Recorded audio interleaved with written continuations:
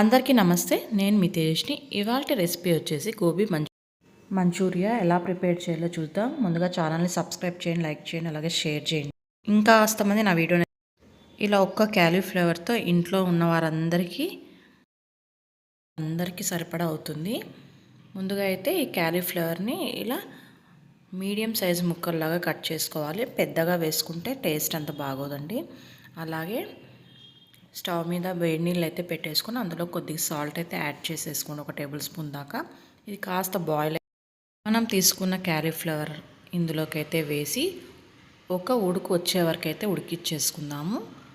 చాలా సాఫ్ట్గా ఉడికించుకోకండి, కాస్త ఉడికితే చాలు. ఇలా ఉడికిన వెంటనే ఇలా జాలరీ గెంటతో తీసేసుకొని అన్నీ చల్లనీళ్ళలోకి అయితే వేసేసుకోవాలి. ఎందుకంటే ముక్కలు అనేవి చాలా సాఫ్ట్గా అవ్వకోకుండా ఉంటాయి. ఇలా అన్నీ తీసేసుకొని వేసుకోండి. ఇలా వేసిన తర్వాత ఇందులో నుండి అన్నీ పక్కన వేరే గిన్నెలోకి అయితే తీసేసుకోండి, వాటర్ అన్నీ వంపేసి.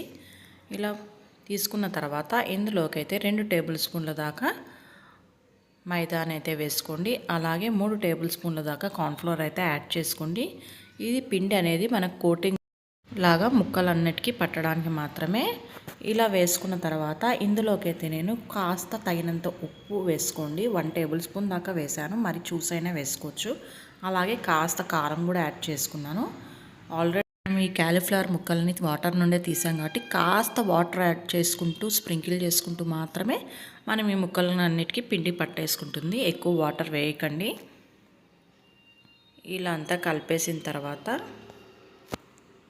స్టవ్ మీద అయితే ఆయిల్ పెట్టేసుకొని డీప్ ఫ్రైకి సరిపడా బాగా వేడెక్కిన తర్వాత మన క్యాలీఫ్లవర్ ముక్కల్ని ఇలా ఒక్కొక్కటిగా అంటే విడివిడిగా వేసుకుంటూ బాగా డీప్ ఫ్రై చేసుకోండి. బాగా క్రిస్పీగా ఫ్రై అవుతాయి మన గోబీ అనేది. ఇలాగైనా మనం డీప్ ఫ్రై చేసుకొని తినేచ్చు. గోబీ చాలా బాగుంటుంది.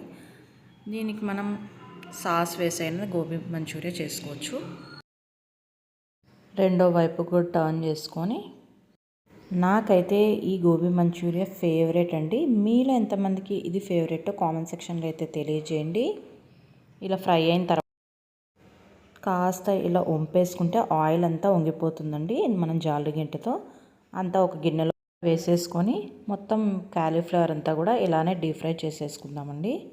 ఇలా మొత్తం చేసిన తర్వాత ఇందులోకి ఎలాంటి ఫుడ్ కలర్స్ యాడ్ చేయకుండా హెల్తీగా బండిలో నూనె అంతా వంపేసి కాస్త ఒక హాఫ్ గరిటె దాకా ఆయిల్ అయితే వేసుకొని ఇలా చిన్నగా కట్ చేసుకున్న వెల్లుల్లి ముక్కలు, అలాగే ఒక ఉల్లిపాయ చిన్న ముక్కలుగా కట్ చేసింది వేసుకోండి. ఇందులోకి అలాగే ఒక 2 పచ్చిమిర్చి చీలికలు సన్నగా కట్ చేసింది అయితే వేసేసుకొని అన్నీ బాగా ఫ్రై చేసేసుకుందాము. ఇలా ఫ్రై అవుతుండగా ఇందులోకి అల్లం పేస్ట్ అయితే వేస్తున్నాను. పిల్లలు అల్లం ముక్కలు వస్తే ఇష్టపడరు కాబట్టి ఇలా అల్లం పేస్ట్ అయితే వేస్తున్నాను. అంతా బాగా ఇలా ఫ్రై చేసుకున్న తర్వాత ఇందులోకి అయితే టమోటా సాస్ అయితే వేసేసుకుందాము. ఒక 2 టేబుల్ స్పూన్లు 3 టేబుల్ స్పూన్ల దాకా అయితే మీ క్వాంటిటీని బట్టి మీరైతే యాడ్ చేసుకోండి. అలాగే సోయా సాస్ అయితే 1 టేబుల్ స్పూన్ల దాకా వేసుకొని ఒక చిన్న టీ గ్లాస్లో హాఫ్ వాటర్ అయితే వేసేసుకొని అన్నీ ఒకసారి బాగా మిక్స్ చేసుకుందాము. ఇలా బాగా మిక్స్ చేసుకున్న తర్వాత ఇలా బాగా ఉడుకుతున్నప్పుడు మనం తీసుకున్న గోబీ ముక్కల్ని కొద్దిగా వేసుకుంటూ మిక్స్ చేసేసుకుంటే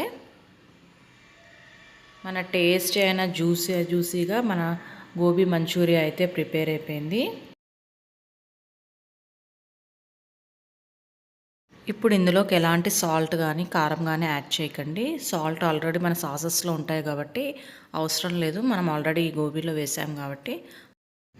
హై ఫ్లేమ్ మీద మనం గోబీ అంతా బాగా వేడి చేసుకున్న తర్వాత స్టవ్ ఆఫ్ చేసేసి ఇందులోకి అయితే సన్నగా కట్ చేసిన కొత్తిమీర వేసేసుకొని ఇంకోసారి బాగా టేస్టీగా గోబీ మంచూరియా అయితే ప్రిపేర్ అయిపోయింది. ఇంకా ప్లేట్ తీసుకొని మనం ఇంకా సర్వ్ చేసేసుకోవడమండి. ఇలా ఆనియన్స్ వేసుకొని వీడియో చూసిన తర్వాత like, share and subscribe my channel. Thank you so much for